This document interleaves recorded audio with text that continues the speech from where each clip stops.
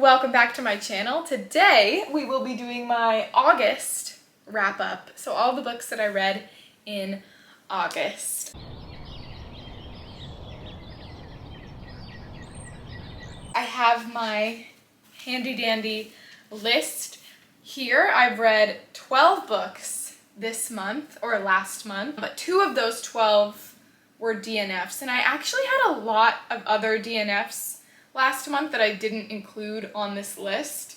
A lot of the books that I read last month I listened to on audiobook. And yeah, like I was mentioning before, a lot of the books that I picked up in the beginning of August, I DNF'd. Like I hard and fast DNF'd them. So a lot of the books that I picked up in the beginning of the month were on the Booker Prize long list that came out on July 30th. So I checked out a lot of those out of the library, whatever was available at my local library, and I read maybe like 10 pages of quite a few of them, and I was like, absolutely not. This is like putting me in a massive slump. I felt like I was in a huge slump in the beginning of this month, and I didn't really read a lot. I don't think I physically read anything for about a week, and then I really relied heavily on audiobooks this month, and that's okay. I love audiobooks, big fan, and I have a couple of graphic novels as well. But let's start by talking about the only book from the Booker long list, other than James, which I did read in July, but the only book from the Booker long list that I ended up reading was Orbital by Samantha Harvey. So Orbital was a really short, meandering thought book. Okay, that's how I'm gonna word it. And we followed 6 astronauts who were in space, living together in this space station, and they're doing sciencey stuff, and they're looking down at Earth, and they're seeing like a storm coming. But anyways, they're thinking about life on Earth. They're thinking about their relationship with planet Earth. They're thinking about being in space. It literally had some of the most beautiful prose writing I've ever read. I loved it. But there was like no point to the book in my opinion, and I think it put me in a little bit of a slump as well. I don't think it's what I wanted to be reading at the time, even though on a sentence level the book was stunning. I just didn't really enjoy it too much. So I don't even think I gave it a star rating on Goodreads. That was just kind of something that I read and I just let pass. So that's Orbital. After that, I listened to The Midnight Feast by Lucy Foley, which was her newest release that came out, I think, in June. In that book, we are set, oh my gosh, we're set like in a small town somewhere in England by the sea, and we follow a few characters. That's why I got confused. It's like in Lucy Foley books, I've noticed a large cast of characters. So we hear from a lot of different people. They're at like this new resort that's like run by this woman who has a boatload of money, and the town doesn't want the woman there because she's screwing up the locale. She's not a nice person, and we follow one of the kids that works there. We follow a woman who has like history with this other woman that owns the place, who kind of grew up around there. We follow the woman that owns the place, we follow her fiance, we follow someone else that works there, or her husband, I think, and we follow someone else that works there, and there is a mystery going on. It's a murder mystery type situation. I gave it 3 stars. I thought it was just fine. It didn't really do too much for me. I honestly don't even remember that much of it. I think the primary takeaway I have from both of the books I've read from Lucy Foley are that we follow characters who are just terrible people who have a lot of money, and it really shows, I want to say, how evil wealth can be, or the type of just selfishness and the selfishness that gross wealth can inspire in people. I thought it was fine. I don't think it's a must read. I don't think it was particularly thrilling by any means. Next we have another audiobook. We have The Happy Ever After Playlist by Abby Jimenez. So that's a contemporary romance. I have read so many Abby Jimenez books this year. I think I've read like 4. And I love Abby Jimenez. I love Abby Jimenez. I love the men in her books. I think this is probably still like my least favorite of her books that I've read so far. It felt almost a little bit like a generic romance, but with like that Abby Jimenez zeal to it that I love. I just love her characters. I think she does a great job. I did give it 4 stars. I enjoyed listening to it. We follow our 2 main characters. Our male love interest is a musician, and we follow our main female love interest who is getting over her fiance passed away about 2 years ago. So she's grieving her fiance. In the beginning of the book, she ends up finding a dog, or a dog kind of falls into her lap, that she ends up having to take care of for a while. The dog belongs to our main male character, who is out of town. She doesn't like him at first, but then they spark up like a friendship via text and phone call, and they start dating, what have you. It's about him being famous and becoming famous and how that's dangerous for her and yada yada yada. Love story. I really liked it.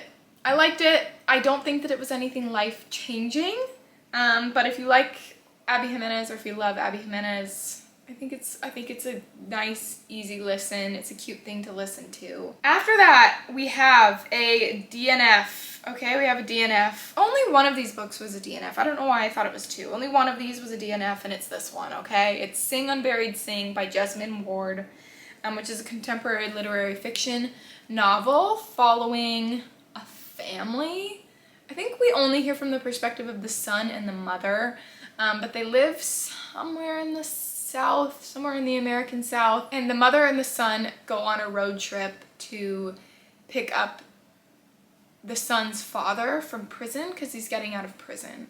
It's about race in America. It's about, I'm sure it's a little bit about class in America as well. I'm not sure. I read about 70 something pages of it and I decided to DNF it because I was just really struggling to read physically at that time because of, like I mentioned, all of the Booker list books that I tried to pick up, and I just wasn't feeling any of them.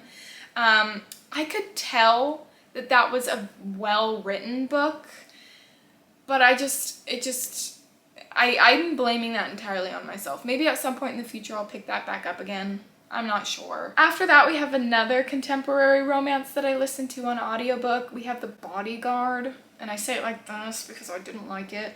We have The Bodyguard by Catherine Center. I don't know why I sound so aggressive saying this author's name. I know so many people love her, and I just didn't like it. I didn't like the book at all. The Bodyguard, we follow our main character, who is a petite female, but she is a bodyguard for the male love interest, who is like a famous actor, and he's visiting his family in Texas, in like some rural part of Texas, and the company he acts for or works for hired a bodyguard to protect him while he's, I don't know, there with his family. I just didn't feel the chemistry between these characters at all. The thing that I thought was cool about this book was the fact that our main character was like a petite female bodyguard. I thought that was cool, but I don't even really feel like it leaned into that enough. Our main character was also grieving the loss of her mother. She has like a pretty shitty relationship with a couple of her co-workers, so that's an element to it as well. I didn't feel the chemistry one bit this whole book. I gave it 2.5 stars. I don't understand why so many people love The Bodyguard. I feel like I've heard nothing but good things about it amongst romance readers online, but again, I haven't heard everything, so I don't know. But anyways, that's The Bodyguard. After that, we do have the first book after the Booker Prize fiasco that I physically read, and that is White Nights by Dostoevsky. So this is in the Little Black Classics edition. I love these editions. But this has 2 stories in it. It has White Nights and Bobok. I don't know why I'm showing you like this. It has Bobok. So I did not read this second story in this book, but White Nights is the majority of it at least, and it's all I really cared to read. I gave this 4 stars, but this was not what I was expecting. This was not at all what I was expecting. And I wonder if that's what everybody has to discover when they read this. I'm really glad that I read it though. I do think that it is psychologically interesting. So many people love this online. I feel like this has been going around, or it has the reputation of being a really romantic story, or of being a beautifully written love story between these two young people in Russia. It is not that at all. It is not that at all. It's about loneliness. Seriously, it's about loneliness, isolation. It's about unrequited love. It's about unrequited, not even love. Like, this guy didn't even know this girl. He just met her like in one night and he was in love, but he'd been like lonely his whole life. I think this has a lot of other meanings to it. It has a lot of layers, a lot of depth, but it is not what I thought it was going to be. It is not what I thought it was going to be. I thought I was gonna like come away being like, oh, that was such a heartbreaking, beautiful love story. Oh my goodness, what beautiful quotes in this. And it was well written. Obviously, it's Dostoevsky. There were some really beautiful quotes that I did highlight. Like, we thank some people for merely living at the same time as we do. I thank you for the fact that I met you, that I will remember you for all my life. That's our male character talking to the female character, but like, it's not what you think it is. Like, this female character is really, she's just using this dude, waiting for this other dude to come back. I'm sorry if I'm spoiling it. I guess I'll read you this other quote on page 36. And don't think that I've been exaggerating anything to you, for God's sake, Nastenka. Don't think that, because sometimes I am overcome by moments of such anguish, because at those moments it begins to seem that I will never be able to begin living a real life, because it already seems that I have lost all sense, all feeling for the genuine, the real. Because in the end I curse myself, because after my fantastic nights I am visited by sobering moments that are horrible. Meanwhile, you hear all around you how the throng of humanity thunders and spins in the whirlwind of life. It was hard for me to rate this because on one hand, and as I'm sitting here thinking about it again and talking to you guys a little bit about it without spoiling it, hopefully, I didn't really enjoy this. Like, I didn't enjoy it at all, but I think that the way that you can think about and absorb and interpret this story upon reflection is what makes it interesting. But I did not, again, like I said, enjoy reading this. It's not what I thought it was going to be. So I don't think this is romantic. I don't think this is romantic. I think it's sad. I think this is just a sad book. But so many people love it. So that's White Nights. I don't know, but it was good. Like, I can't deny the fact that Dostoevsky is such a good writer of human psychology. So after White Nights, I read Bonjour Tristesse by François Sagan, which is translated from the French by Irene Ashe. This book was written when François Sagan was 18, which is pretty cool. Yeah, that's super freaking young. It's really short. It was quick to read. And I'm surprised I ended up loving this as much as I did. I gave it 5 stars, okay? I gave it 5 stars. When I started reading it, I didn't think I was gonna like it. I really didn't think I was gonna like it. But I ended up really liking it. So this book is about a young girl who has a wealthy young father. Her mom passed away when she was super young, I believe. And she has been living with her father in like a vacation home that they're renting by the sea somewhere. Her father is like a womanizer, so he keeps bringing all these new young beautiful women into the home and having these relationships with them, and our main character is just kind of like, oh yeah, she's whatever, she'll be gone soon, and my life is interesting, and I'm an interesting wealthy young person, and this is my father, and he and I love each other, and we have a great life. As kind of, I think this book is marketed as being kind of a book about our main character being really obsessed with her father, so we have that like Oedipal theme there. But then in this book, the father brings this other woman who used to be friends with her mother anyway. Her father brings this woman who is also his friend into their life, and they're dating each other. Our main character is trying to like sabotage their relationship a little bit, but she also becomes a little bit obsessed with this woman. And the father ends up becoming engaged to this woman. They're planning on getting married. And our main character seems to be upset about this. Like, she doesn't want some woman to come in and ruin her life that she has with her father, right?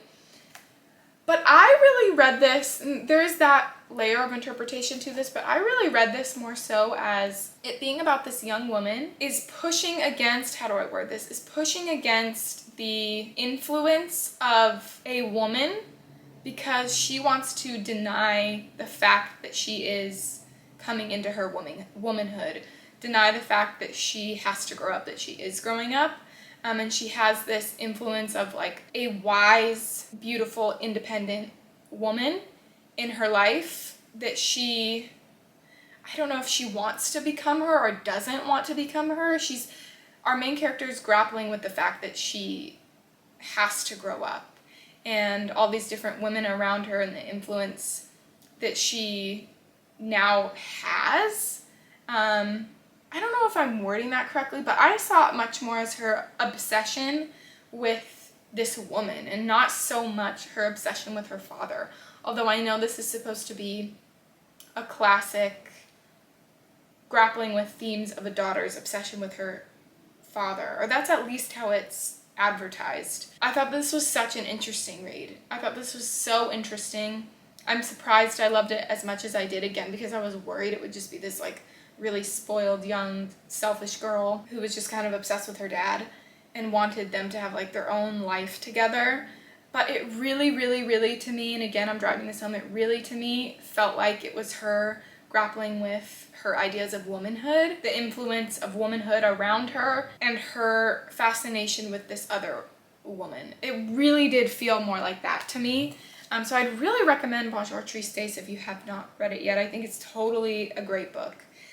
So that is that. After that, we have a graphic novel that I got out of the library, and that is The Prince and the Dressmaker by Jen Wang. I read this one afternoon when I was just super tired and I wanted to like flip through something light, breezy, and easy. And that's totally what this is. It was cute. I gave it 3 stars. There's nothing wrong with it at all. But it was fine. You know, it didn't change my life. It was whatever. It's a YA graphic novel, and we follow our young dressmaker who's just working at an alterations shop. She designs this dress for this young woman who goes to the ball with the prince. Prince sees this dress that she designed and is like, oh my gosh, that's so beautiful. I want a dress like that. And so he has someone bring her to the castle to be his dressmaker because he likes wearing dresses, but in private. And no one else knows that he likes wearing these dresses. And it's about their relationship with each other, her wanting to become this big designer, and him just wanting to be himself and wear these beautiful dresses. So yeah, that's pretty much all that it was. It was cute. I think the art style is cute. It's colorful and cute. After that, I read, because boy, this book has been doing the rounds online. This book has been doing the rounds online this year. This was on Obama's summer reading list. Everybody has been loving this. The Ministry of Time by Kayleanne Bradley. How do I explain what this is about? Okay, so this book is about the ministry. Well, we follow our main character, who we do not know the name of, and she works for the ministry in London. And they're doing this new project that she ends up working for where they discover time travel, and they're bringing 5 people from different periods in history to the present, which is like in 2030 or something like that, or 2020, late 2020s. Our main character is a bridge for one of these historical figures that's now in the present, meaning she basically has to like be his BFF, live with him, and make sure he assimilates into life okay, make sure their health is okay. They're trying to observe what happens, what the effects of time travel are, right? Our main dude came from, I think, 1847. He was a naval officer. He was on an Arctic voyage. When I first started reading this book, I turned to my partner and I went, whoa, I regret not buying this. I'm bummed I checked it out of the library because I want to own this. Like, it is so good. I love this book. I can tell I'm really gonna love it. I thought, right? And then the book keeps going and I'm like, I don't like this book. I don't like this book. I don't like this book. And I did not like this book, okay? At the end, I gave it 2 stars. I had some serious problems with this book. Let's talk about the writing style, okay? The writing style was very intelligent. I think that our author is a very intelligent person. I think she did a great job, you know, constructing the story. I think she is a great prose author, what have you. But at the same time, I felt like it was unnecessarily pretentious a lot of the time. And it just kind of jarred you out of the writing. I also feel like I just feel like this book is supposed to be some beautiful, tragic romance. That's what I was advertised. I didn't agree with the romance at all. I didn't like it. I wasn't here for it. I didn't care about it. I saw no chemistry between these people at all. I thought the main character was super selfish. Like, super selfish. And yeah, she was super naive and dumb. And you kind of talk about that. It kind of talked about that at the end a little bit.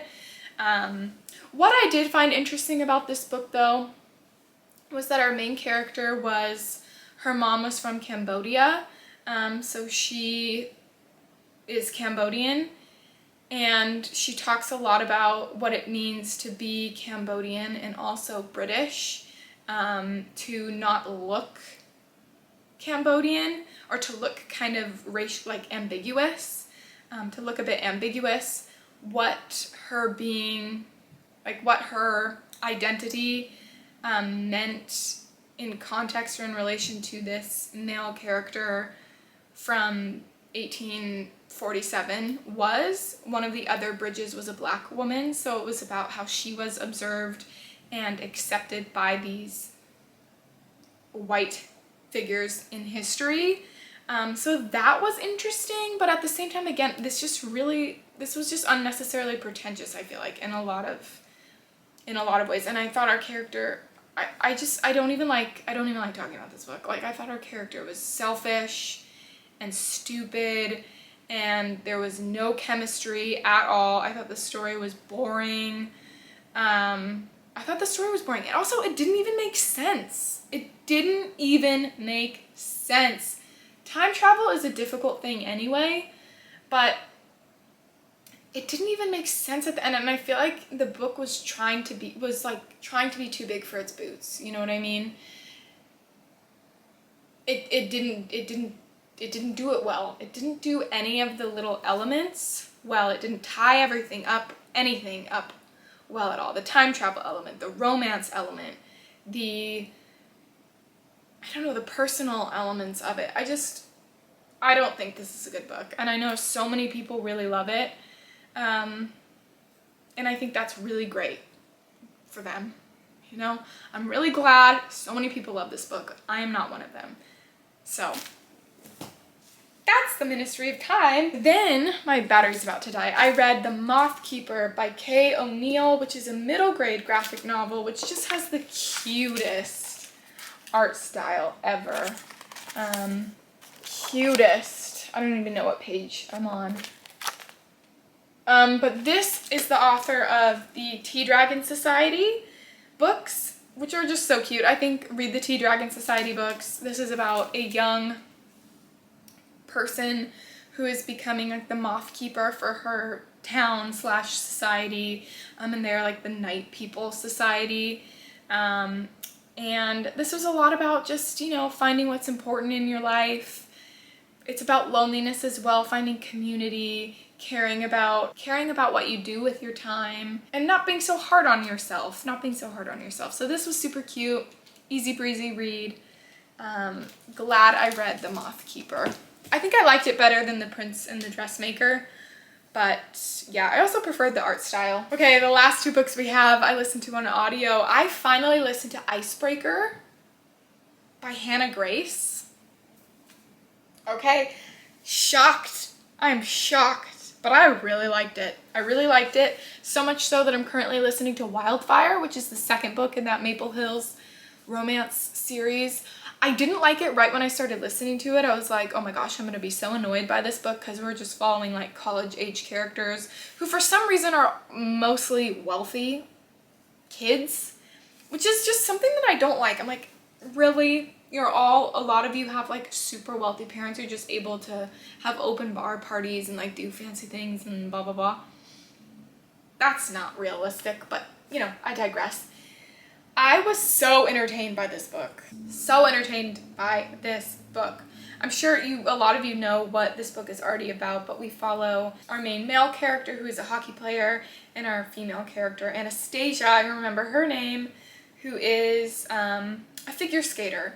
And her story was super interesting because she had a lot of tension between herself and her male skating partner that was pretty interesting. I thought she was actually pretty darn emotionally mature for her age, which is entirely in contrast with the main character Aurora in the Wildfire book that I'm currently reading. But anyway, I digress. Yeah, she went to therapy. She was all about communication.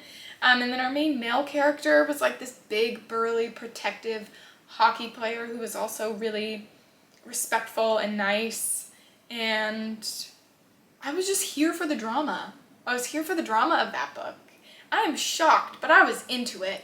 I was into Icebreaker. I didn't think I would like it, but here we are. Totally would recommend it if you're okay with like the college age situation, which is just so weird for me to read now at the point in my life that I'm in, because I'm like, these are children and they're like acting ridiculous, but like also I'm here for it because I'm entertained, you know? Yeah, great time. Last but not least, we have Home is Where the Bodies Are by Geneva Rose, which is a mystery thriller that I ended up giving 2 stars to. Okay, so we follow 3 siblings who, one of them is a recovering drug addict, and one of them is a woman who stayed living in this small town that they grew up in, took care of her mother, and in the beginning of the book, the mother passes away. And then the brother, who is now independently wealthy, working in tech, and hasn't talked to his siblings in a long time. These siblings have a fraught relationship. They come back to this town after their mother dies, and they're cleaning up the house. They find an old tape of her and her mother, or of their mother and their father, where it appears that they had murdered a young girl that had gone missing in their town like years ago. And their father had gone missing about 7 years prior to the start of this book. So that's the mystery. They're trying to like uncover what actually happened. I don't think I love the trope of kids or grown adult children finding out about like the history of their parents, or like finding out about their parents' past. It's actually more dramatic than they thought. Big shocker, you know, people have lived lives before they became friggin' parents, you know. I don't think I love that trope. It didn't bother me as much in this book. I thought that the sibling dynamic was interesting because I have a brother and a sister as well, so that was just interesting, and I liked that. Was this book supposed to be surprising? I don't know, because it wasn't. Let me tell you, it wasn't. And I find that to be what's really difficult to me about mystery thrillers, is that I feel like they're just so predictable. They're just predictable. I'm like, shock me a little bit, please. And I definitely have read a few that have been like, whoa, I did not see that plot twist coming. Good job, you know? Like, that's what I'm here for. But whoa. But a lot of them are like, okay, well, I could have told you that. I was thinking that the whole time. I thought you were going to do something different that was going to throw me off a little bit. I thought that was going to be a red herring, you know? But like, I just figured it out. Whatever, you didn't do your job, mystery thriller. You didn't thrill me. Yeah, I just thought this book was predictable. I thought it was predictable. I thought it was a little bit underwhelming. Yeah, so that is my August wrap up. Have you guys read any of these books? I'd be curious to hear your thoughts on them, specifically on the Ministry of Time. What did you guys think of that?